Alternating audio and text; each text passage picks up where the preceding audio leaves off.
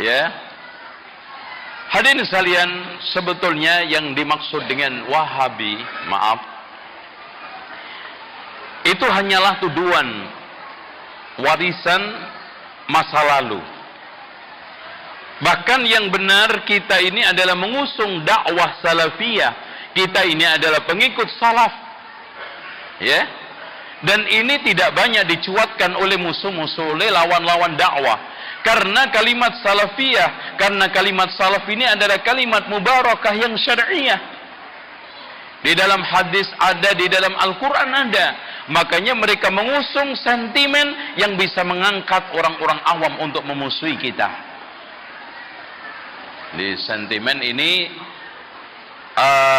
terus digesek, digosok, sehingga mereka yang sekarang ini ada di sekalian di benaknya sudah anti duluan, sudah benci duluan, semakin benci. Dan yang kedua, yang tidak tahu minimal tahu-taunya itu pemahaman yang miring. Yang tadi, malah yang lebih serem lagi katanya mereka itu tidak bermasyarakat. Mereka tidak mau bergaul. Ajarannya aneh, ya, ibadahnya aneh. Ngaji aja yang dibahas cuma sunnah-sunnah. Kapan wajibnya katanya. Itu coba bayangkan, Pak. Ada yang melecehkan kita. Mana mungkin itu kajian gak sesat. Kajian itu, Pak, bahasnya cuma sunnah saja, gak pernah bahas wajib. Loh, ini kan salah paham. Ya. Bahkan ada yang menjuluki ustadz sunnah biasa sama ustadz sunnah muakkadah. Ini kan sebetulnya berangkat dari ketidakpahaman. Hanya sekarang ini mengandalkan informasi-informasi dari video, hanya sekedar sekarang ini sentimen. Intinya Wahabi itu warisan historis, ada warisan imperialis. Warisan historis yaitu warisan sejarah, di mana kita memang tidak ingkari. Di sana ada firqah namanya Wahabiyah. Ya, firqah Wahabiyah ini adalah firqah pecahan sempalan dari Khawarij Ibadiyah yang hidup pada abad kedua Hijriah, yang pendirinya adalah Abdul Wahab bin Abdurrahman Ar-Rustum Al-Ibadi, yang mereka berpusat dakwanya itu di Tahrat, yaitu di sekitar daerah Aljazair sekarang. Mereka ini sangat memusuhi ahli sunnah dan sangat anti juga terhadap Syiah sekaligus. Nah, ini firqah terkenal dengan ekstrimnya, terkenal dengan eksklusifnya, sampai tidak mau menikah di luar kelompoknya, tidak mau bermuamalah dengan kelompoknya, jual beli, sehingga di sini terkesan mereka itu sangat tertutup, eksklusif, dan tidak mau bergaul dengan masyarakat. Nah ini. Dan mereka, maaf, pernah mengukir keberhasilan punya negara di Aljazair. Ya. Bahkan pernah sukses, dan termasuk Abdul Wahab bin Abdurrahman Ar-Rustum Al-Ibadi ini pernah menjadi pemimpin khalifahnya Khawarij yang ada di Tahrat, yaitu daerah Aljazair. Namun setelah itu hilang, setelah itu tidak ada. Nah, inilah yang sekarang itu langsung di benak orang-orang Arab, namanya Wahabi ini sangat negatif. Sehingga berbagai macam alma mater, gelar, dan juga keyakinan-keyakinan, pemikiran-pemikiran yang serba negatif diberikan langsung kepada Muhammad ibnu Abdul Wahab. Nah, nanti yang diangkat-angkat terus, yang terus dipopulerkan, maksudnya adalah Syekh Muhammad bin Abdul Wahab. Apalagi diperparah dari warisan imperialis. Kenapa hadirin sekalian saya katakan ini warisan imperialis? Karena pada abad ke-17, 18, karena Syekh Muhammad bin Abdul Wahab itu hidup pada tahun 1701 sampai 1793 atau 92. Berarti umur beliau itu kurang lebih 91. Ini perlu diketahui hadirin sekalian, gencar-gencarnya imperialis penjajahan ke negara-negara Islam.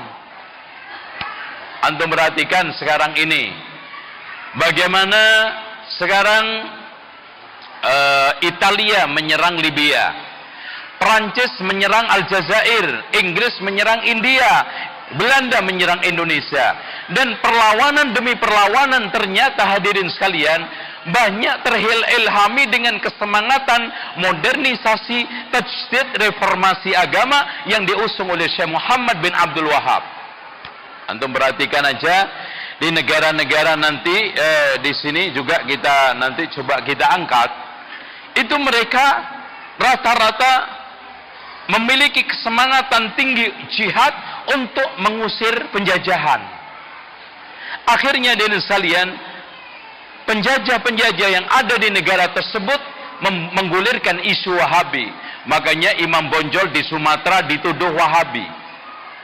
Kemudian di Aljazair juga gerakan mereka untuk melawan imperialisme dituduh juga Wahabi. Bahkan di India, mereka-mereka yang sekarang melakukan perlawanan terhadap penjajah Inggris juga dituduh Wahabi. Bahkan yang pertama kali punya ide dari penjajahan untuk menggulirkan isu Wahabi di dalam rangka melemahkan perlawanan tersebut adalah Inggris. Dan tidak pela hadirin sekalian, perjuangan pengusiran terhadap penjajah di negara-negara Islam pecah. Apalagi setelah abad 18, 19, Senokorgonya terutama di Indonesia menerapkan politik divide et impera, yaitu belah bambu. Pada saat itulah umat Islam perjuangan untuk melawan penjajah itu makin lemah. Bahkan di sini diadukan antara kaum modernis dengan adat. Di antara mereka sekarang ini dibikin kelompok-kelompok. Bahkan maaf hadirin sekalian, berpuluh-puluh tahun sejak awal berdirinya dari organisasi NU dan Muhammadiyah dibenturkan. Ini adalah semua politik belah bambu, divide et impera, yang memang warisan dari Senokhorgonya. Dan ini semuanya hadirin sekalian untuk melemahkan perjuangan Islam, dakwah Islam. Dan maaf, ini banyak tidak dipahami oleh sebagian umat Islam. Bahkan mereka lebih asyik benturan antar kelompok sendiri. Mereka lebih asyik menyerang kelompok sendiri daripada menyerang umat lain. Coba bayangkan, yang mengatakan semakin panjang jenggotnya semakin goblok. Pernah nggak biksu yang semakin botak kepalanya semakin goblok? Pernah nggak ada yang ngomong seperti itu? Nggak berani. Nggak berani. Beraninya ngeledek umat Islam, ngeledek jenggot, ngeledek katok cingkrang, batok belang, jenggot panjang. Itu beraninya. Sama kita, lakum dinukum waliyadin, sesama non-muslim, watawasau bil haqqi watawasau bis sabr. Ini akhirnya umat Islam lemah. Coba bayangkan hadirin sekalian.